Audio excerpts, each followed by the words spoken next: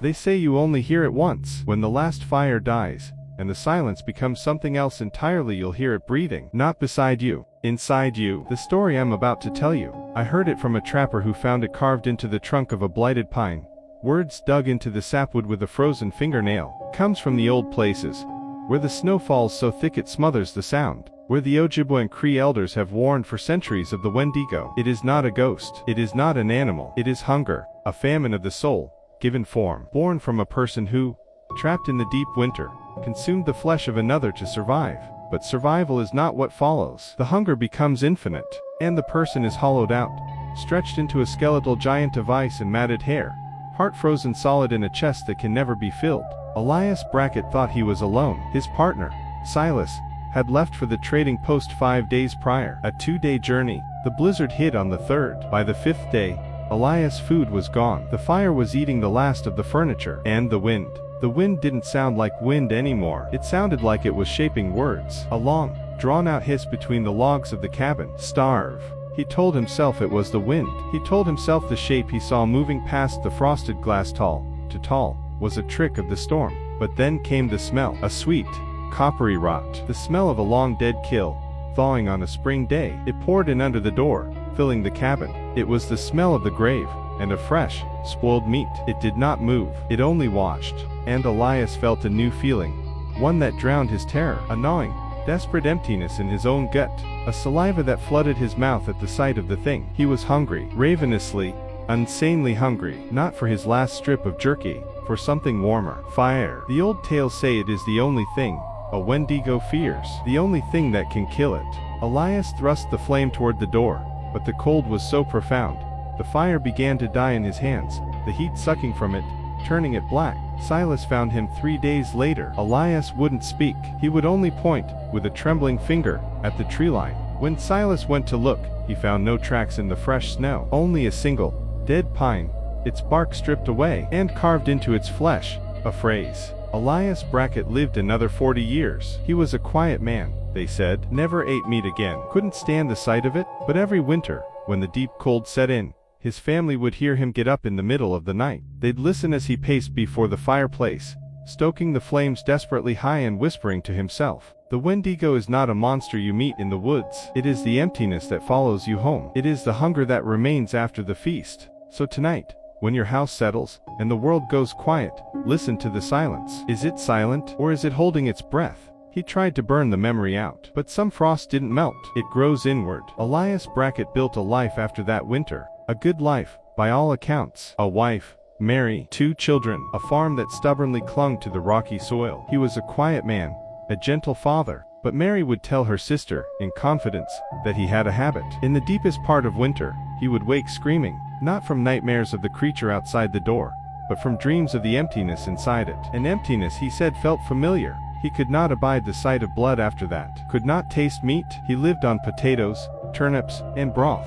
His body grew lean, his cheeks hollow. People said he was wasting away. But his eyes were always full of a look, constant, searching look toward the northern tree line. The great blizzard off 01 was a finger, testing the latch on every door in the territory. For a week, the Bracketts were buried. The firewood dwindled. The last sack of flour was stretched into thin gruel. And the cold. It wasn't just an absence of heat. It was a presence. A patient, breathing presence that seeped through the logs. It wasn't trying to get in. It was waiting. It was reminding. And in that silence, Elias felt it again. The void, the gnawing, endless pit in his soul. He looked at his sleeping children, their faces pale with hunger, and for a single, shameful heartbeat, he did not see his children. He saw sustenance. He told her it was nothing, the wind. But he knew the truth. The Wendigo's curse was not the monster outside. It was an invitation. It was the seed of that infinite hunger, planted in him that night in 83. And the blizzard, the starvation, it was watering the seed. When Jacob spoke, his words were not his own. They were the words Elias had carved into the tree. The infection was in the air, in the cold. It was in them. The fire roared back to life. Color returned to cheeks. But the warmth did not reach Elias. He felt colder than ever. Standing before that blazing hearth, a terrifying realization crystallized in his mind. The Wendigo wasn't outside waiting to get in. It was waiting for him to come out, to finally accept its gift. He told her he had to check the trapline, that there might be a frozen hair, Elias thin as the ice on a January pond. Mary saw it in his eyes. She saw the looking north. She knew. At that moment, her husband was already gone. They searched for a week. They found nobody. No tracks. Only one thing. A mile into the woods, in a small, frozen clearing, they found Elias' coat, neatly folded on a stump. And in the center of the clearing, the snow melted in a perfect, wide circle. The earth beneath was blackened and barren, as if scorched by a profound, unnatural cold. The sheriff called it exposure, a tragic end. Mary knew better. She'd heard the stories from his fevered dreams. She knew the hunger he carried. She packed up her children that spring and moved south, far from the pines. The trapper who told me the first part, he told me this last. Years later, he was hunting moose in the Upper Peninsula. He made camp, built a fire, and in the dead of night, he felt a watching. He looked up. Across the fire, at the edge of the light, stood a man-shaped thing, emaciated. Its skin glittered with frost, and where its mouth should be, there was only a dark, open hole. It didn't attack. It didn't speak. It just watched the fire die. And as the last coal winked out, the trapper heard a voice, not in his ears, but in the center of his mind. It was Elias Brackett's voice, filled with an eternal, echoing sorrow. It said, "It never stops." The singing, the hollow song. There is a place where the stories go when we stop telling them. They don't die. They wait. In the cold, quiet spaces between the trees, listening for an echo. Day 3 of Thegreet Brackett Mystery Hunt. Okay, so my great-great-grandpa was the sheriff who worked on the Elias Brackett case. Family legend says he kept a box of things from the search no one else saw. I found it in my grandma's attic. And guys, there's a map. Lena Morrow went looking for a family ghost story, a piece of local history for her channel. She had the confidence of the modern world in her pocket, a GPS, a satellite phone. She did not understand that some places reject being found.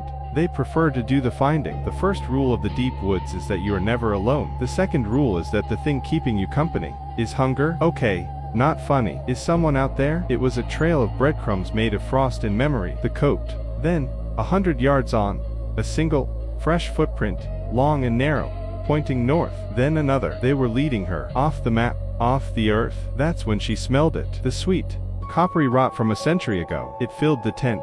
It was in her clothes, her hair, the back of her throat. It was the smell of the story. And it was fresh. What do you want? It didn't want her flesh. Not yet. It wanted her fear. It wanted her voice to tell its story, to sing its hollow song to a new world, so its hunger could echo in a million minds. It was feeding on the very act of being remembered. I see you. I see your story. She did the only thing she could think of. The oldest human magic against the dark. She didn't scream again. She began to speak. Not a plea. A story. Elias Brackett was a good man. He loved his family. He was afraid. You are not him. You are just the cold he left behind. You are just the hunger. They saved Lena Morrow's body, but part of her never left those woods. She doesn't make videos anymore. She sits by the window every winter, listening. She says she's listening to the wind, but sometimes she'll write things down. Things she shouldn't know. Names of people who vanished in blizzards in 1922, 1958, 1999. The curse of the Wendigo was never about the eating. It was about the wanting, the infinite, lonely want. And stories are the only thing that can truly travel that infinite distance. They are the only warmth that never dies. So tell the old stories, but be careful with the names you use. And when you feel a sudden, deep chill on a windless night, ask yourself, are you remembering the monster, or is the monster remembering you?